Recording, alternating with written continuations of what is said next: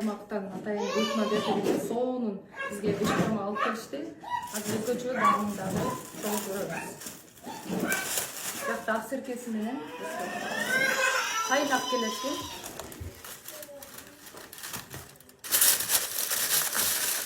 Мындай эгерде сиздер конок жасаңыздар, уят болбойсуздар. Мындай ысып кайнап кетет. Баракчасын калтырып коюп, ыйтма берсеңиздер болот.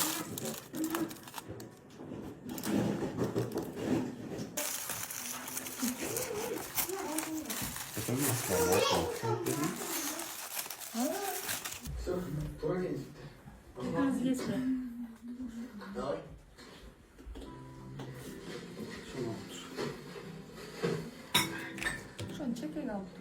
Bundan da var mı? Geçen de var. Biraz. Beş parmak değil mi?